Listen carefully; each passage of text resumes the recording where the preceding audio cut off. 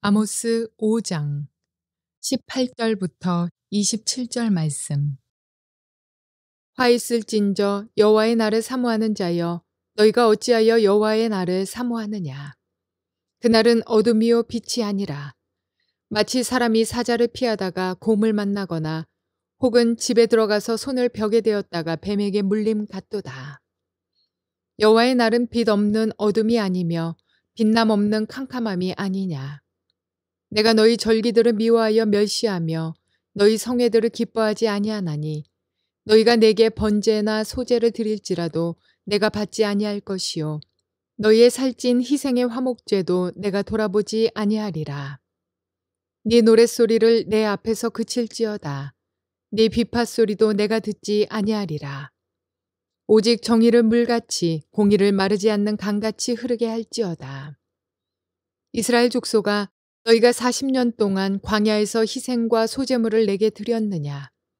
너희가 너희 왕 식굿과 기윤과 너희 우상들과 너희가 너희를 위하여 만든 신들의 별 형상을 지고 가리라.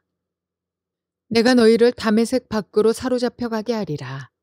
그의 이름이 만군의 하나님이라 불리우는 여호와께서 말씀하셨느니라. 좋은 날입니다. 성령님께서 오늘도 여러분들의 심령 가운데 큰 은혜와 평강으로 함께하여 주시기를 주님의 이름으로 축복합니다.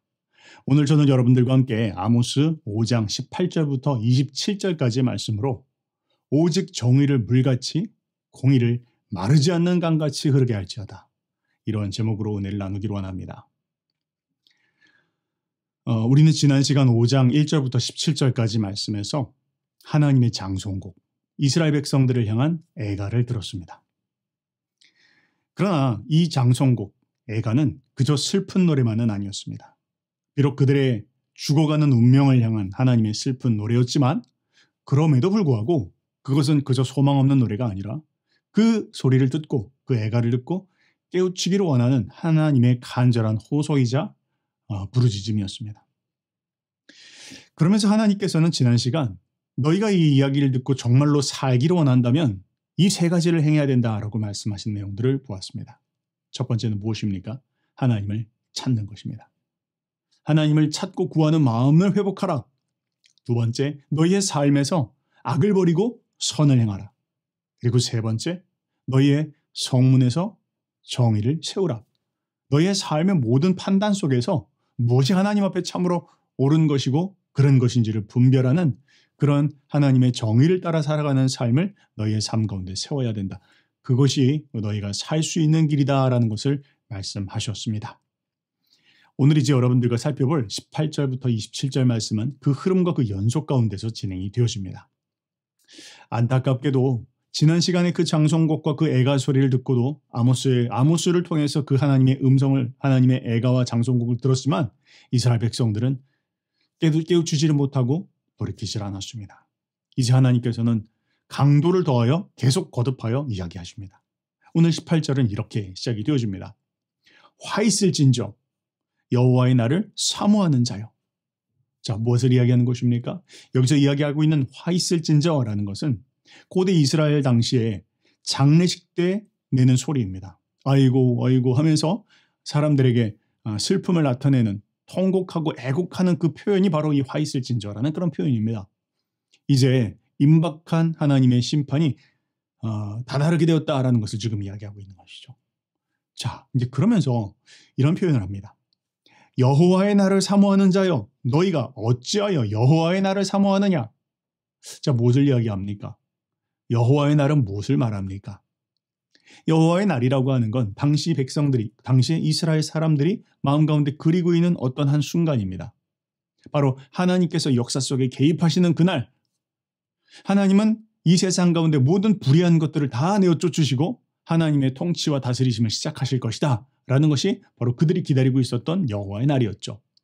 이스라엘 백성들은 언젠가 그 여호와의 날이 띄어지면 주변에 우리를 괴롭히는 모든 악한 자들은 떠나게 될 것이고 하나님의 공평하고 선하신 통치가 시작되어질 것이다 라는 것을 그들은 사모하면서 기다렸습니다. 자, 그런데 다른 말로 이야기하면 이스라엘 백성들에게는 그 여호와의 날이 아주 긍정적이고 밝은 소망의 날이었다라는 것이죠. 그런데 주님은 그들의 기대를 뒤집어 놓습니다. 이렇게 말씀하시죠. 너희가 어찌하여 여호와의 날을 사모하느냐? 다른 말로 이야기하면 너희가 그 여호와의 날에 살 것이라고 생각하느냐? 너희가 그 하나님의 공의로운 심판 앞에서 너희는 살아날 것이고 그렇지 못한 다른 민족들은 심판받을 것이라고 생각하느냐? 너희라고 해서 예외가 될 거라고 생각하고 있느냐? 지금 그 말을 하시는 거죠. 그러면서 주님 뭐라 말씀하십니까? 그날은 어둠이요 빛이 아니라 너희들에게 그날은 광명하고 소망이 가득한 날이 아니라 그날은 통곡하는 날이 될 것이고 그날은 정말로 어두운 날이 될 것이다. 19절에 마치 사람이 사자를 피하다가 곰을 만나거나 혹은 집에 들어가서 손을 벽에 대었다가 뱀에게 물림 같도다. 뭘 말합니까? 사자를 겨우 피해가지고 도망갔는데 그런데 만나는 게 곰이었습니다. 이거 어떻게 합니까? 그래서 겨우겨우 그 곰을 피해서 집으로 들어가서 벽에 기대었는데 벽에 있던 뱀에게 물려서 죽게 되었다는 것이죠. 다른 말로 이야기하면 그 여호와의 날이 찾아왔을 때 하나님 앞에 공의로운 삶을 버리고 하나님 앞에 우리의 삶을 다시 하나님을 찾는 마음을 잃어버리고 선을 행하고 악을 버리는 삶을 포기해버리고 또 우리의 삶 가운데 하나님의 정의를 세우는 것을 포기한 그런 사람들은 아무리 택한 백성이라 할지라도 그들은 하나님의 심판을 피할 수가 없다는 것이죠. 피할 수 없는 하나님의 심판을 이야기하는 것입니다. 여러분, 우리는 하나님의 백성이라고 우리는 생각합니다. 당연히 그렇습니다. 그러나 그 하나님의 백성인 우리들의 삶의 모습은 당연히 하나님의 공의와 정의를 행하는 삶으로 나타나게 되어 있습니다. 하나님의 백성이라고 하면서 진정 우리의 삶 가운데 여전히 우리가 죄 가운데 머물러 있고 세상의 이기적인 것들과 또 나 자신만을 위해서 다른 사람들을 압제하고 혹은 거짓하고 혹은 괴롭히는 삶을 버리고 있지 않다면 그 사람에게는 진정한 믿음이 없을 가능성이 큽니다. 여러분, 진정한 주님을 향한 마음이 있고 진정 구원받은 당신의 백성이라면 주님의 말씀을 들었을 때 깨우칠 수 있죠. 주님께서 말씀하시는 그 말씀 앞에 살아가려는 우리의 삶의 모습들이 보입니다. 완전하지 않을 수 있습니다. 순간 180도 변하지 않습니다. 그러나 우리의 삶 가운데 변화가 나타납니다. 공의의 열매, 정의의 열매가 우리 삶 가운데 나타난다는 것이죠. 지금 그것을 이야기하는 것입니다. 진정 네가 주님의 재림을 기다리는 삶을 살고 있느냐? 그렇다면 너희의 삶에 어떤 열매가 맺히고 있는지를 살펴보아라. 그럴 때 그 주님의 날이 너희들에게 복된 날이 될 것이고 만약 그렇지 않다면 회개하고 돌이켜라. 정말 예수 그리스도를 믿음으로 다시 주님 앞에 나오라. 그렇다면 너희에게 복된 날이 찾아올 것이다. 지금 그 이야기를 하고 계신 것입니다. 자, 이제 21절부터 24절 말씀은 형식적인 예배에 대해서 하나님께서 거부하신다라는 말씀을 하십니다. 자, 여러분, 아모스서 전체를 보았을 때 아모스 전체는 크게 두 가지 점을 들어서 이스라엘 백성들을 책망하는 내용들을 볼 수가 있습니다. 첫 번째는 무엇입니까? 첫 번째는 그들이 공의와 정의를 버린 삶에 대해서 이야기하고 있죠. 공평과 정의, 이것이 아모스서의 가장 큰 대주제 가운데 하나입니다.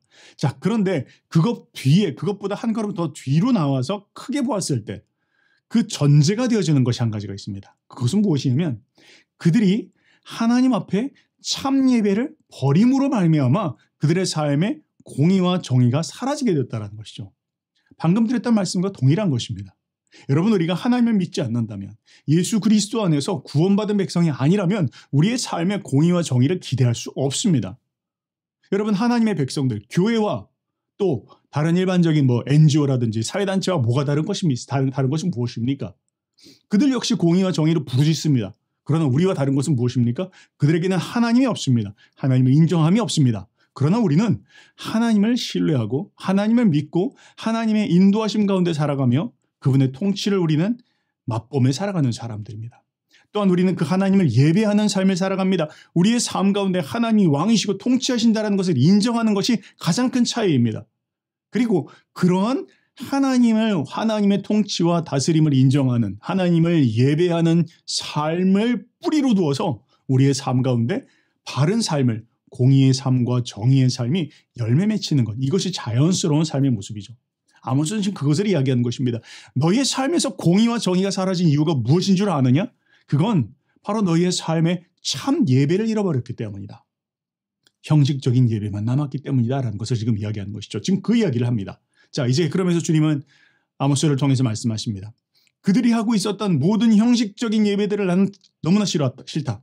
이렇게 이야기하죠. 21절입니다.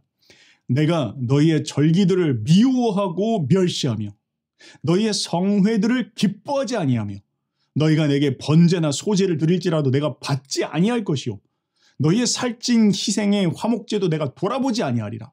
내 노랫소리를 내 앞에서 그칠지어다. 내 비파소리도 내가 듣지 아니하리라. 이 부정적인 표현이 지금 연달아서 몇 번을 나오고 있습니다. 뭘 이야기하는 것입니까? 너희들의 그 위선적인 예배를 나는 참 받고 싶지 않다. 너희들의 삶에 내가 바라는 것은 외적 종교 생활이 아니라 너희의 삶에 참으로 예배하는 너희의 마음과 중심의 태도다. 지금 그것을 이야기하고 있는 것이죠. 이스라엘 백성들의 삶의 문제는 무엇입니까? 바로 참 예배를 잃어버린 것입니다. 하나님 앞에 참되게 마음과 중심을 다해 예배하는 것은 잊어버린 채 형식과 외형만이 남았습니다.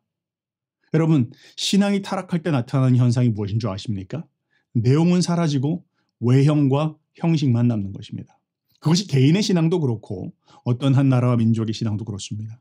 만약 우리 개인과 우리 교회와 우리 나라의 신앙 가운데에서 이 내용, 본질은 사라진 채로 형식과 외형만 남게 된다면 그것이 바로 형식주의고 그것이 바로 전통에 빠진 신앙들인데 이것은 하나님께서 싫어하시는, 하나님 받지 않으시는 예배라는 것이죠. 여러분, 역사상 가장 타락했던, 교회가 가장 타락했던 시대가 언제였습니까? 바로 중세교회 아닙니까? 그런데 그 중세교회 때를 한번 봅시다. 어떤 모습이었습니까? 건물은 크고 웅장하였습니다. 예배당은 너무나 아름다웠습니다. 강대상도 아름다웠고 또한 성직자들도 정말로 화려하고 빛나는 옷을 입고 있었습니다. 성가대는 어떻습니까? 성가대의 찬양은 정말 경건 그 자체였습니다. 이런 표현들이 있죠. 크리스텐덤이라고 그렇게 이야기하죠. 크리스텐덤 뭘 이야기합니까? 기독교 국가입니다. 한 나라가 아예 기독교가 되어서 그 기독교와 국가를 분리할 수 없는 기독교 국가가 된 것이 바로 크리스텐덤이죠. 여러분, 크리스텐덤이 되면 얼마나 좋겠습니까? 저는 대한민국이 진짜 크리스텐덤이 되었으면 좋겠습니다. 여러분, 근데 정말 모든 사람들이 기독교인이라고 이야기하는 그 크리스텐덤이 된 그 중세 사회가 얼마나 타락했는지 우리는 역사를 통해서 알고 있습니다. 교회는 타락하였습니다. 사람들은 하나님의 말씀을 모르는 채로 무지함 가운데 빠져들었습니다. 성직자들은 그 큰 교회를 짓고 그것을 운영해 나가느라 면죄부를 팔았습니다. 하나님의 옳음과 그름을 알려주지 않고 백성들을, 사람들을, 성도들을 잘못된 길로 인도하였습니다. 그 스스로도 타락한 사제들의 모습들을 감출 수가 없었습니다. 무엇을 이야기하는 것입니까? 그들이 외형과 형식을 붙잡았기에, 진정 하나님 앞에 진실된 그 내용이 무엇인지를 포기하였기에 바로 그런 문제가 벌어졌다는 것이죠. 그것이 당시 이스라엘의 모습이었고 오늘날 역시 우리들의 삶 가운데 나타날 수 있는 모습이라고 지금 이야기하고 있는 것입니다. 자, 그렇다면 주님은 뭐라 말씀하십니까? 너의 삶 가운데서 하나님을 진정으로 찾아라. 하나님을 구해라. 하나님 사랑하기를 회복해라.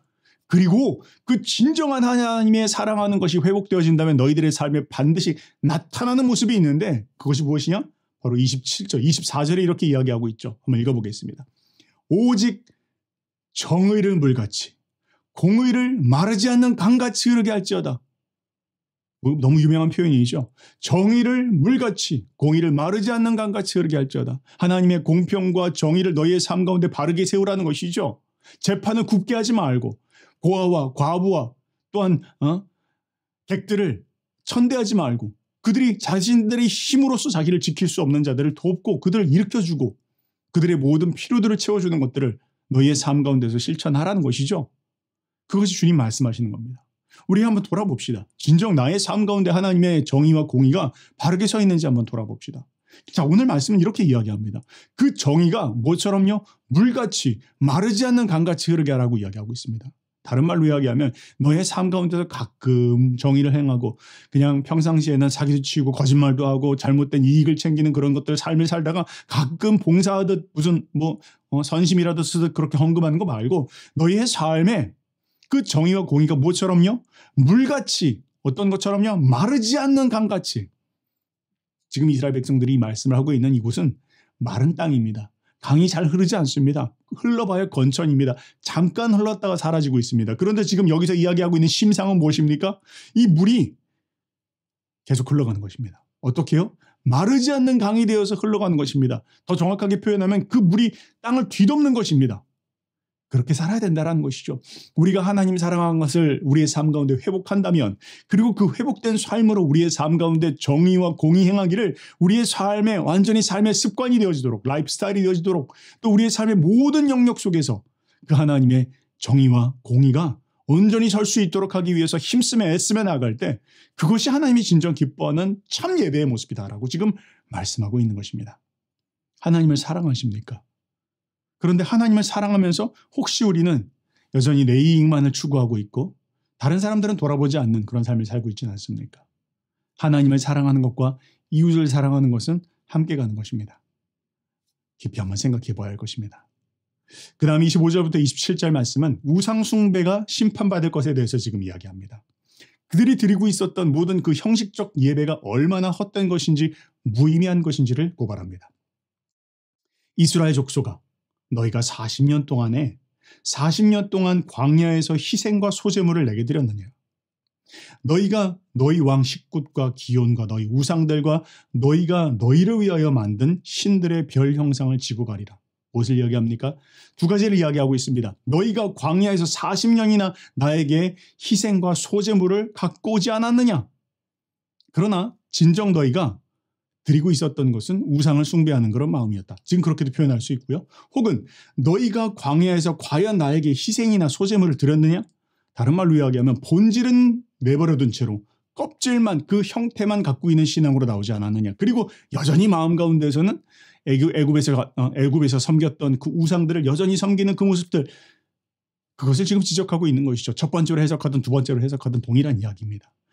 너희의 삶의 형식은 있지만 그러나 진정 마음 가운데 하나님을 참으로 찾고 구하는 마음 없는 그 껍데기 신앙에 대한 부분들을 지금 지적하고 있는 것입니다. 우리의 삶을 돌아봐야 할 것입니다.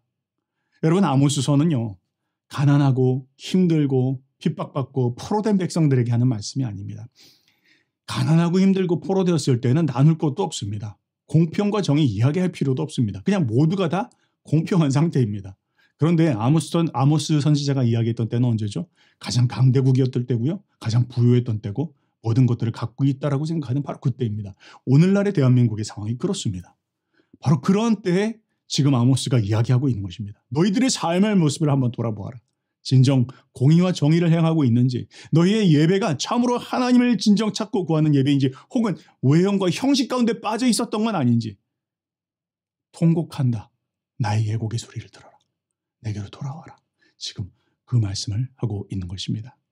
오늘 말씀을 깊이 다시 한번 돌아보면서 우리의 신앙이 진정 하나님을 예배하는 모습인지, 혹은 껍데기와 외형은 하나님을 예배하는 것인지 예배하지만 여전히 마음 가운데 우상을 숭배하고 또 나의 삶의 모습 가운데 공의와 정의는 다 사라져버린 그러한 삶의 모습은 아닌지를 다시 한번 깊이 돌아볼 수 있기를 바랍니다. 그렇게 주님 앞에 돌아가기를 주님의 이름으로 축복합니다.